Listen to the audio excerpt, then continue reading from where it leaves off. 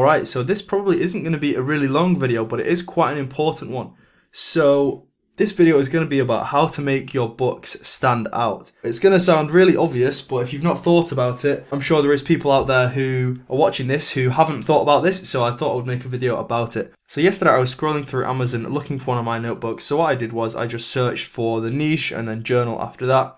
And I wanted to find mine, and obviously there's a lot of different notebooks in that niche, so I scrolled down, but immediately I found my notebook, and the reason why it stood out so much from the competition is because it was a different colour. Let me show you an example. So let's pretend this is the Amazon search results.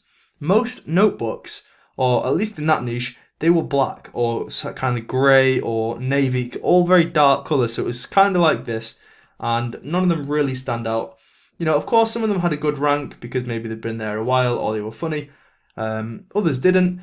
So they were all kind of this colour, this colour, this colour.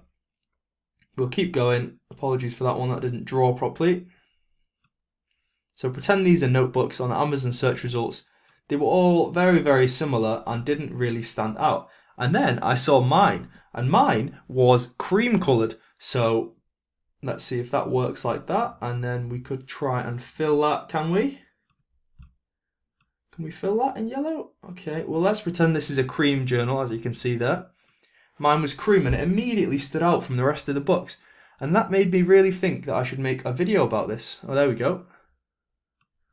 So that was a cream one, and then this was now back to the other journals. So the others were, again, the same. And I just think it's a really important thing. Not on all of them, don't make them outrageous colours that they look silly. But if you can, make some journals that are different colours, because a lot of the times you'll search Amazon and you'll see that the journals are all very similar. So if you can make yours stand out, then if I'm a customer scrolling through Amazon and I'm just looking really quickly, then this is probably going to stand out a lot more than, say, this one over here, if you see what I mean.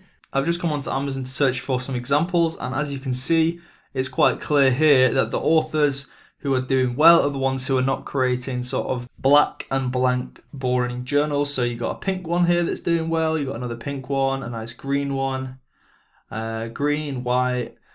What I'm not saying here is make all of them these crazy colours, but when you're doing your research, it's certainly worth just sort of having a look down and seeing what the kind of trends are, and maybe if you want to stand out from that, then do something different.